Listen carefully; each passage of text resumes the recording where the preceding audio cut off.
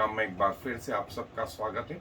और जैसा कि हम जो है जैसा हमने देखा कि एक्सटर्नल सेंस ऑर्गन प्रभु के लिए जो है इस्तेमाल किए जाएं और कैसे वो छोटी सी अवस्था से जो है परिपक्व अवस्था तक आ जाए। एक दिन आत्मिक रीति से हम जो है छोटे से बच्चे ही थे और धीरे धीरे धीरे करके मेच्योरिटी की ओर आया। सो बाहरी रीति से, बाहरी अंगों के द्वारा नहीं, आंतरिक अंगों के द्वारा भी जो है प्रभु हमसे प्रकट। और उसी कड़ी में जो है आज जो हम देखेंगे वो डिजायर, चाहत। हमें ये चाहत रहती है कि एक भारतीय आदमी से पूछा जाए कि उसकी क्या चाहत है, तो आपको 3-4 चीजें बताएगा। ये यदि वो छोटा है तो वो सपने देखता है कि आगे जाकर के जो है उसकी अच्छी नौकरी लगे, अच्छी पढ़ाई हो, अच्छी नौकरी लगे, फिर शादी हो तो एक मकान हो तो गाड़ी घोड़े हो, फिर बच्चे हों तो वो उनकी शादी कर दे और फिर बस उसका जीवन समाप्त और वो चलता बना। ये उसकी चाहत है, ये उसकी डिजायर है। लेकिन यदि मसीह आदमी से पूछे, उसकी डिजायर टोटली अलग है, उसकी चाहत टोटली अलग है। मसीह से यदि आप ये सवाल करते तो प्रभु की इच्छा ये उन्होंने बताया कि एक भी तुम में से मैं किसी को ना खाऊं, ये मेरी चाहत है, ये मेरी इच्छा है।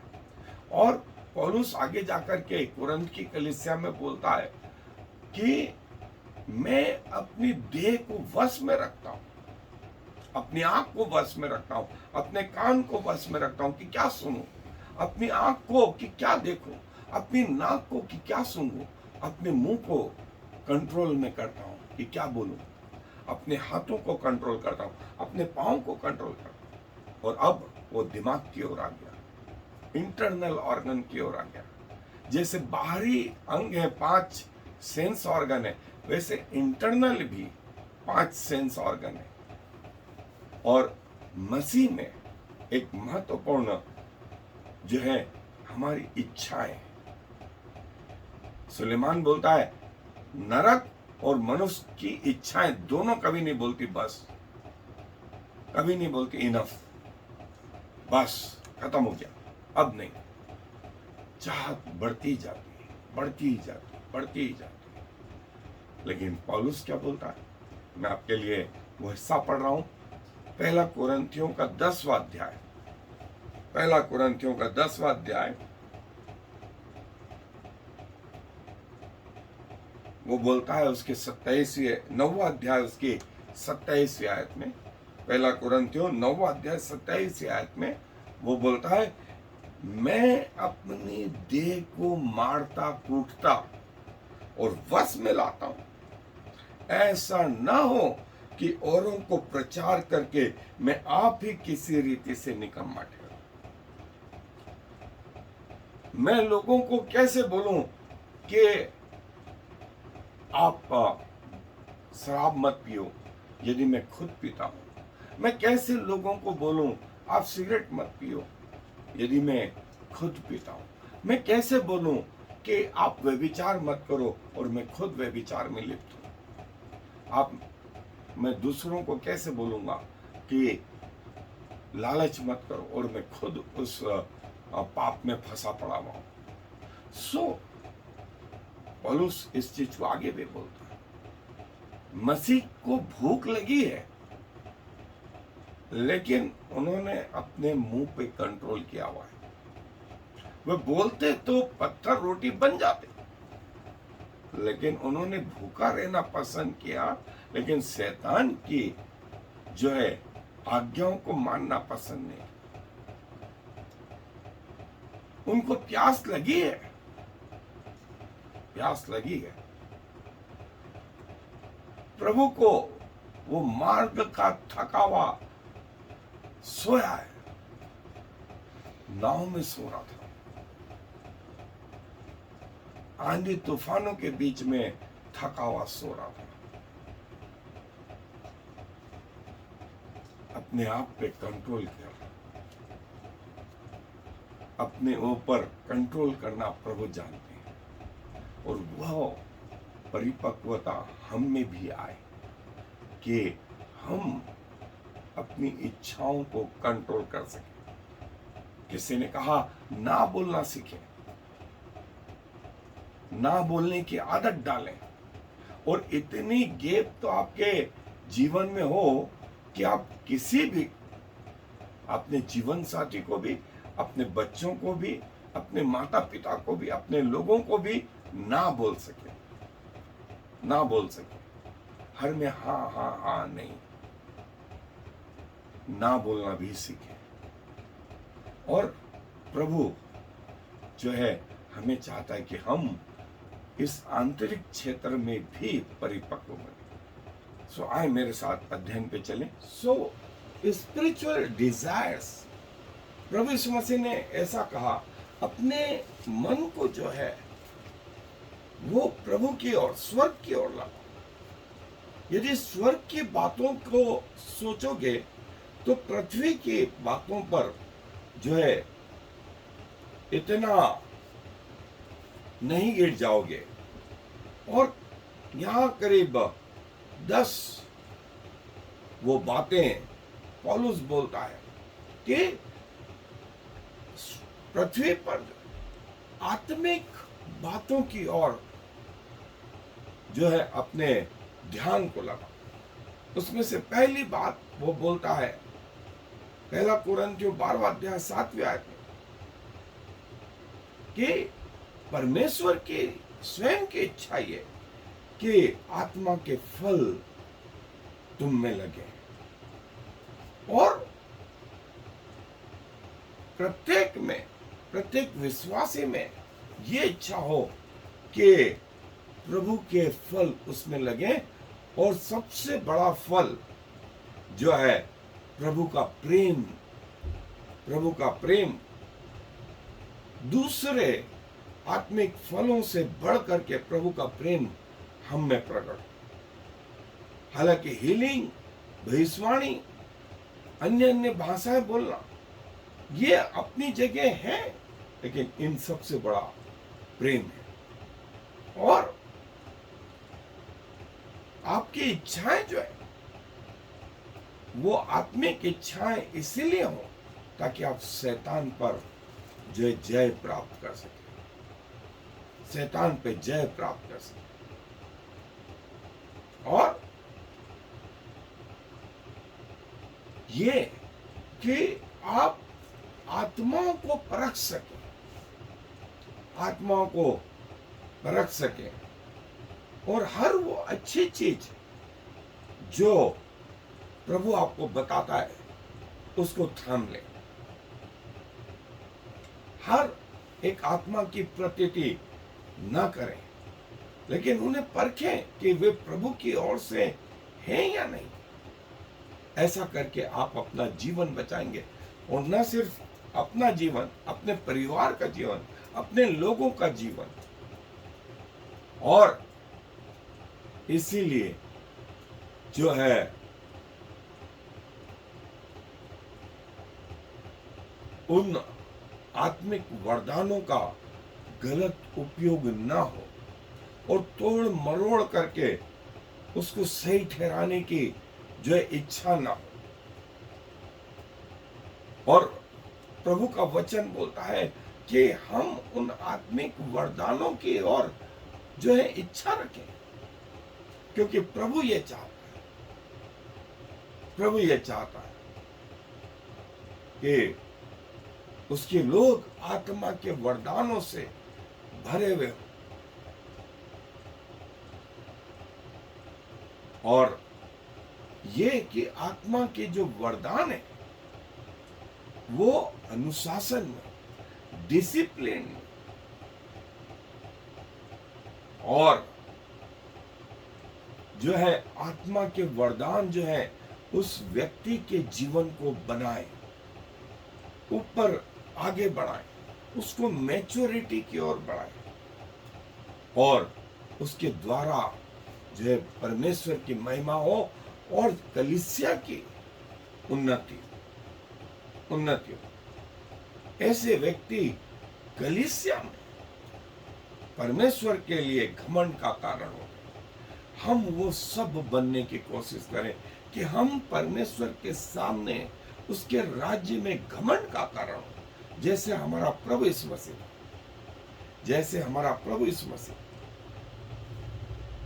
और सिर्फ दुष्ट आत्माएं निकालना यही नहीं, सिर्फ चंगाई देना यही नहीं, सिर्फ भविष्यवाणी करना यही नहीं, लेकिन हमारे जीवन के द्वारा जो है परमेश्वर की महिमा प्रकट हो। और पौलुस बोलता है कि उन आत्मिक वरदानों के लिए घमंड ना करो और आत्मा के अनुसार चलो, संसार और शरीर के अनुसार नहीं, और शैतान का सामना करो। परमेश्वर के सामने जो आपकी इच्छाएं हैं वो परमेश्वर की इच्छाएं से यदि मिलेंगी, उसके प्रतिफल जो है 1+1 2 नहीं, 1+1 11 होंगे जो है। इसीलिए जो है आपकी इच्छाएं जो है परमेश्वर के अनुसार, परमेश्वर के अनुसार हो। और कई बार सक्सेस डिमांड सैक्रिफाइसेस, सक्सेस या सफलताएं जो है त्याग की डिमांड करती, त्याग की मांग करती। हम सफलता चाहते हैं लेकिन त्याग करना नहीं चाहते, जो संभव नहीं है। आत्मिक क्षेत्र में भी, संसारिक क्षेत्र में भी, इस संसार में सक्सेस डिमांड सैक्रिफाइस, बगैर सैक्रिफाइस के सक्सेस आनी नहीं। कई लोगों को रात का जागरण करना पड़ता, कई लोगों को परिवार का, कई लोगों को अपनी इच्छाओं का, सबकी इच्छाएं होती हैं, लेकिन मालूम पड़ा उनको ड्यूटी जानी, उनकी इमरजेंसी है। कई जॉब ऐसे है, कई जॉब ऐसे है, लोगों की इच्छा है लेकिन वे मन मारते हैं। Success demand sacrifices. और हमारी इच्छाएं परमेश्वर की इच्छाएं के विपरीत नहीं जानी चाहिए। जो परमेश्वर चाहता है, जो परमेश्वर चाहता है हम वो करें। और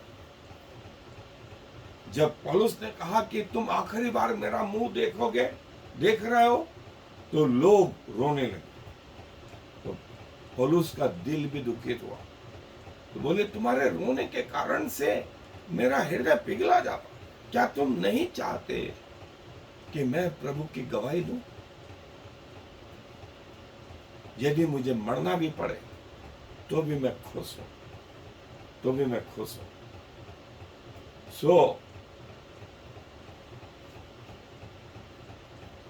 परमेश्वर की आज्ञा पालना सबसे बड़ी डिजायर है, सबसे बड़ी डिजायर। और पवित्र आत्मा जो है हमको सेत में लाता रहता है। एक बगीचे में जाए तो वहां आपको पौधों से बने हुए कई जानवर दिखाई देते हैं। कोई हाथी बना हुआ है, कोई भालू है, कोई और दूसरे। ये कैसे तैयार होते हैं? ये पौधे जब छोटे होते हैं तब से माली इनको काटना छाटना शुरू कर देते हैं। तो जब ये एक दिन बड़े हो जाते हैं ये पौधे, तो वैसे सेत में उनको काट छाट के बना दिया जाता है। लेकिन यदि बड़े हो जाए और फिर इनको काटा छाटा जाए तो संभव नहीं है। इसीलिए काटना छाटना तब से जब से छोटे हों। और प्रकृति के लिए ऐसा कहा जाता है कि पहले 5 साल अपने बच्चों को खूब प्यार करो, पहले 5 साल अपने बच्चों को खूब प्यार करो, और 5 से 15 साल तक उनकी खूब ठुकाई करो, खूब उनको जो है छड़ी की भाषा समझ में आती है। और 15 साल के बाद जब वे 25 साल के हो जाएं तो उनको सही और बुरे का ज्ञान दें, सही और बुरे का ज्ञान दें, उनमें चुनाव करने की क्षमता आ जाए। और जब वे 25 साल के हो जाएं उसके बाद उन्हें अपना दोस्त बना लें, उन्हें अपना दोस्त बना लें। सो जीवन के ये हिस्से हैं। पवित्र आत्मा हमारे जीवन में जो है वो रिसेप करता है, हमें ढालता है। और जो है पौलुस बोलता है कि हमारी जो चाहत है, हमारी जो डिजायर है, वो परमेश्वर से अलग नहीं होनी चाहिए। हमारे पुराने मनुष्यत्व को उतार फेंके, और जो जो परमेश्वर नहीं चाहता उसको हमारे जीवन से अलग करें। और आप पाएंगे कि एक हीरे जैसा जो आरंभ में जिसमें से चमक नहीं थी, लेकिन काटने छाटने से परमेश्वर ने उसमें चमक उत्पन्न कर दी। और परमेश्वर की सहायता से जो है हम जो विभिन्न विचार, विभिन्न मतभेद रखते हैं, वो धीरे धीरे सॉल्व होने लगे। जब मैं प्रभु में आया था तो मेरे बहुत सारे सवाल थे, लेकिन धीरे धीरे प्रभु ने ऐसा कर दिया कि लोगों के सवालों के जवाब देने लग गए। पहले खुद के कई सवाल थे, प्रभु ने वो सब सॉल्व किए, और ऐसा किया कि दूसरों के सवालों के जवाब जो है धीरे धीरे देने लगे। लेकिन शुरुआत कैसी थी? शुरुआत तो वैसी कमजोर थी, और हमें जो है परमेश्वर को त्यागने की, परमेश्वर के विरुद्ध आने की जो है बड़ी लालसा है।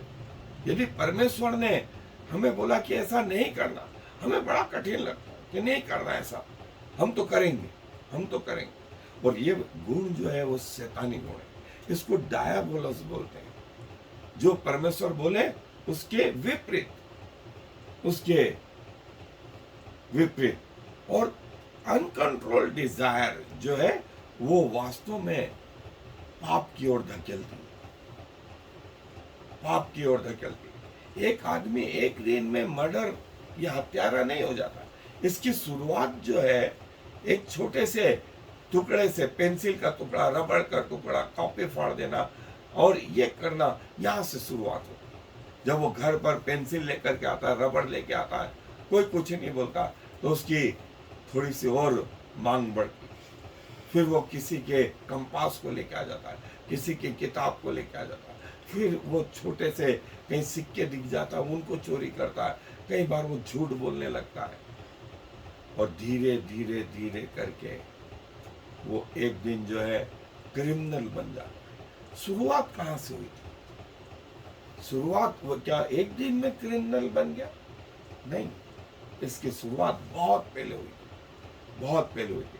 और ये अनकंट्रोल्ड डिजायर से शुरू, अनकंट्रोल्ड डिजायर। हमें रातों रात पैसा कमाने की, अमीर होने की पड़ी रहती, और ये हमें धकेलती है पाप की ओर, ये हमें पाप की ओर धकेलती है। और जो है एक नहीं, दो नहीं, फिर धीरे धीरे पूरा परिवार जो है नष्ट हो जाता है। और प्रभु के वचन से हम दूर होते जाते हैं। फिर हमें प्रभु की बातों में मन नहीं लगता, प्रार्थनाओं से दूर होते, वचन से दूर होते, संगति से दूर होते, धन्यवाद से दूर होते, आराधना से दूर होते, और पाप की ओर धकेलते ही जाते। शराबी को क्या एक दिन में शराब पीता है? नहीं, उसके साथी लोग उसको थोड़ी सी शराब बहुत सारे पानी में मिला के दे, ले ले ले, कुछ नहीं होगा, कुछ नहीं होगा। और वहां से शुरुआत हुई। फिर उसके डोज बढ़ने लगते, फिर उसका कॉन्सेंट्रेशन बढ़ने लगता, फिर उसकी मात्रा बढ़ने लगती, फिर वो बियर लेने लगता, फिर वो दूसरी चीज लेने लगता, और एक दिन जो है पक्का शराबी हो जाता। शुरुआत ऐसी होती, शुरुआत ऐसी होती। और क्या किसी चीज की चाहत रखना बुरी बात है, पाप है? नहीं, नहीं।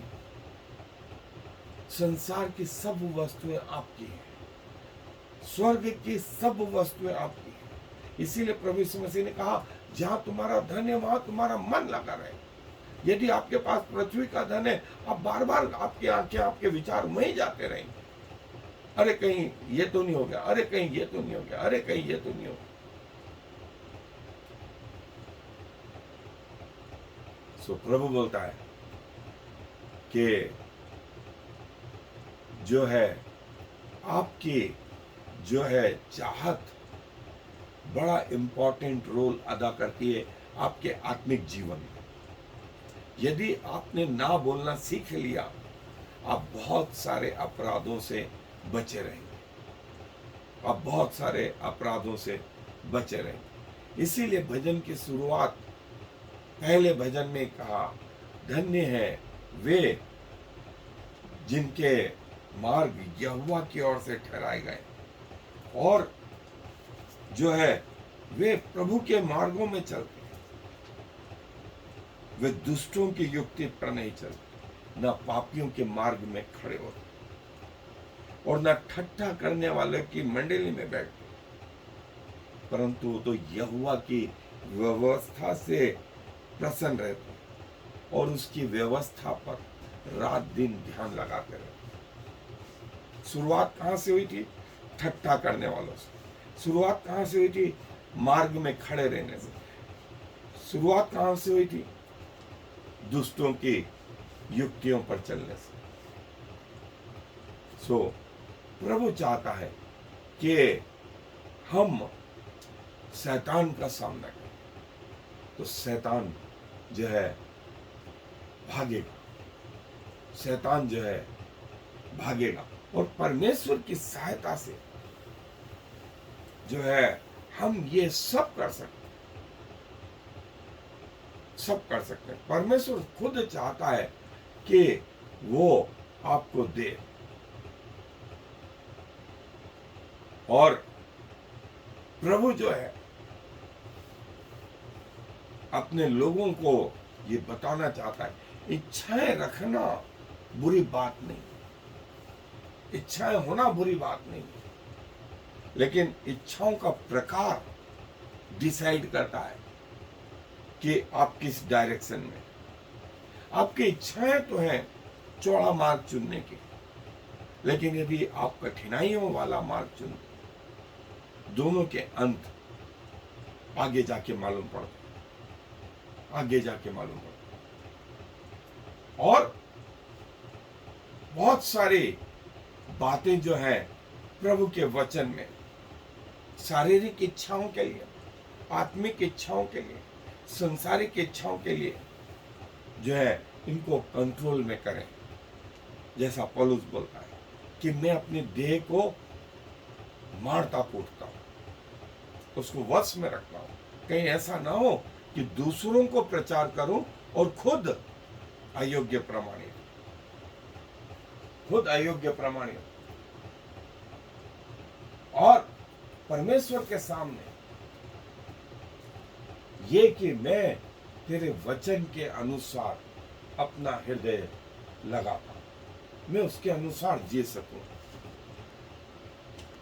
सो मेरा हृदय तेरे वचन के अनुसार हो प्रभु, और जो है मेरे मन के जो विचार हैं वो भी प्रभु के अनुसार हो। मेरी इच्छाएं काबू में रखूं कि प्रभु की इच्छाएं मेरी इच्छाएं, और जैसा पौलुस बोल रहा है, आत्मिक वरदानों की इच्छाएं रखो और आगे बढ़ने की कोशिश करो, क्योंकि संसार और उसकी इच्छाएं, शरीर और उसकी इच्छाएं एक दिन नष्ट हो जाएंगे। सो आंखों की अभिलाषा, शरीर की अभिलाषा और जीविका का घमंड, इनसे बचें, इनको कंट्रोल में करें, इनको कंट्रोल में करें। ये आपको कंट्रोल में नहीं करने पाए, ये आपको कंट्रोल में नहीं करने पाए। यदि शरीर की इच्छाएं आपके जीवन को कंट्रोल करेंगे तो फिर वो आपको अपने अनुसार चलाने लगेंगे। संसार की इच्छाएं यदि आपके जीवन को कंट्रोल करेंगे तो वे आपके जीवन को चलाने लगेंगे और सब मिलके पाप उत्पन्न करेंगे, सब मिलके पाप उत्पन्न करेंगे। सो आत्मिक दूध की लालसा नवजात बच्चे के जैसे करते रहे और एक दिन जो है सॉलिड भोजन करने वाले हो सके। और स्वर्ग में मेरे परमेश्वर आपके अलावा कोई और नहीं, पृथ्वी पर मैं किसी और की कामना नहीं करता।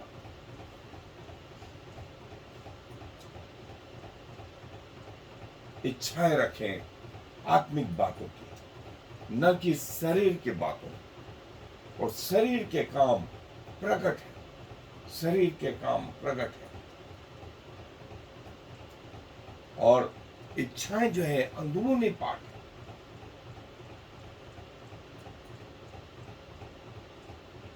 प्रभु में आगे बढ़ने के लिए आपकी इच्छाएं होंगी तो आप बढ़ पाएंगे, फिर आप उसको नरिशमेंट देंगे, आप उसको भोज्य पदार्थ देंगे, उसके लिए मेहनत करेंगे, उसके लिए समय लगाएंगे।